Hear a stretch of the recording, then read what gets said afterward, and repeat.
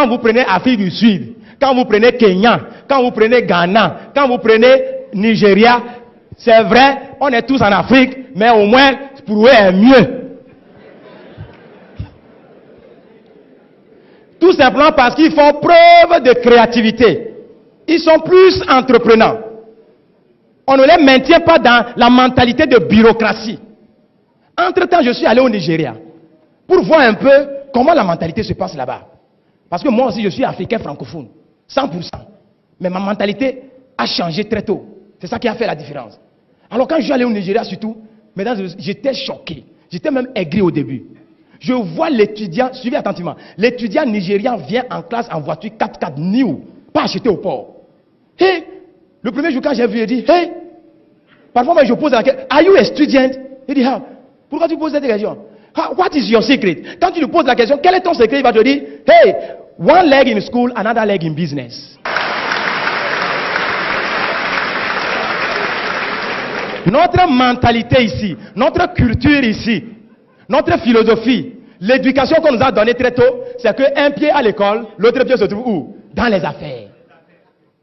Et c'est ce qui me permet, moi étudiant, ce n'est pas papa qui m'a acheté la voiture, moi étudiant, je peux m'acheter ma propre voiture, neuve. Mais chez nous ici, quelle est la mentalité?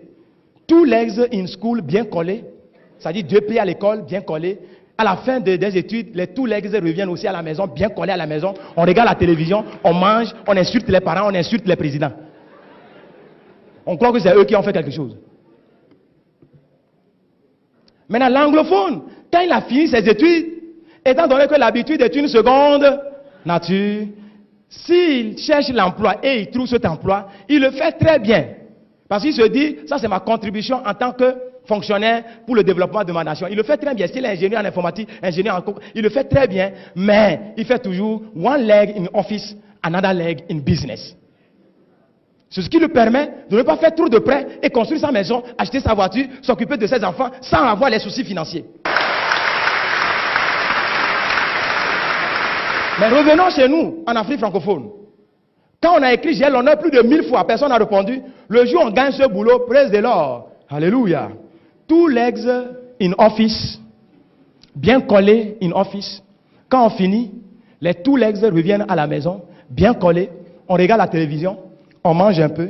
Vous savez, là où nous on est puissant en termes de libération de notre potentiel, c'est notre potentiel sexuel. Quand on finit de manger, on regarde les journaux. Tout ce qu'on dit dans les journaux, c'est la négativité. On est énervé encore.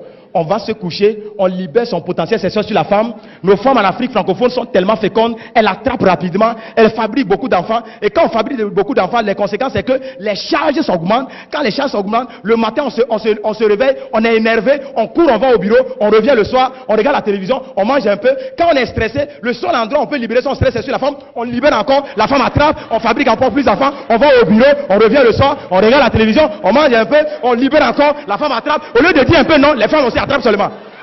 Et on a fabriqué tellement d'enfants, les charges ont augmenté, papa est stressé, actuellement il a 30 ans, mais il a tension, il a diabète, lui seul. C'est ça l'Afrique francophone, mesdames et messieurs.